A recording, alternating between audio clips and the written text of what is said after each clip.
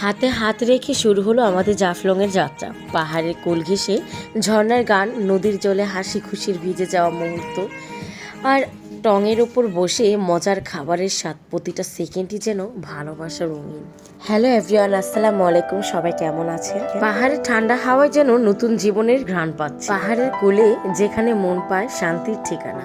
সিলেটে এসে আমার কাছে তাই অনুভব হচ্ছে। প্রকৃতির কোলে পাহাড়ের গন্ধ যেন আজ একদম মিশে গিয়েছে। সত্যি বলতে আমি কখনো এত কাছ থেকে বড় বড় পাহাড় দেখিনি। আজকে আমি উপলব্ধি করেছি এত সুন্দর একটা জায়গা, যারা না আসবেন তারা কখনোই বিশ্বাস করতে পারবেন না। আপনি যেখানেই তাকাবেন আপনি চোখ ফেরাতে পারবেন না। আমি যেখানে দাঁড়িয়েছি তার অপোজিটে হচ্ছে ইন্ডিয়া, আর এখানে রয়েছে মজার মজার আচার, একদম অথেন্টিক মজার মজার আচার। আর এই যে একদম কাছ থেকে মাটির ভিতর থেকে, বালুর ভিতর থেকে সুন্দর সুন্দর পাথরগুলি দেখছেন, এইটার যে একটা ফিলিংস মানে বলার বাহিরে। আল্লাহর অপরূপ সৃষ্টিতে যেন পুরো দুনিয়াটা একদম নিখুঁতভাবে সাজানো।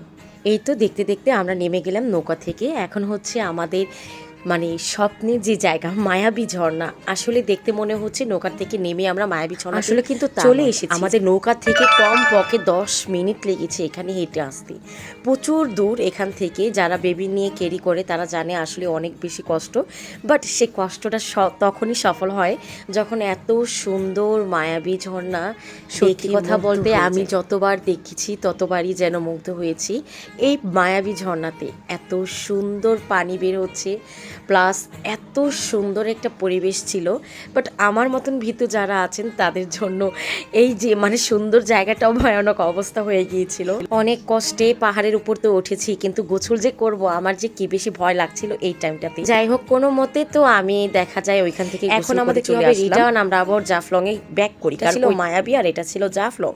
সো জাফলং থেকে মায়াবী যেতে হলে নৌকা ভ্রমণ করতেই হবে আপনার। যাই হোক, এখানে আমরা দুজন মিলে একটু রোমান্টিক করার চেষ্টা করছিলাম। আসলে বেবি নিয়ে গেলে কোথাও রোমান্টিক হবে এটা কিভাবে সম্ভব? আমার হাজবেন্ডের তখন কিন্তু জ্বর ছিল অনেক শরীরে, আমি জানি আমাদের মানে অনেক অনেক বেশি প্ল্যান ছিল। যাই হোক, তারপর হচ্ছে আমরা আসার টাইমে ভাবলাম যে আমাদের স্মৃতি হিসেবে কি রাখা যায়। পাথরের উপরে তারা আর্ট করেছিল। আসলে এটা এক্স্যাক্টলি পাথর ছিল না। আমি যখন ঢাকায় ব্যাক করি, ঢাকায় ব্যাক করতে করতে পাথরগুলি ভেঙে যায়। আজকের ব্লগটা এই পর্যন্ত ছিল। সবাই ভালো থাকবেন। আল্লাহ হাফেজ।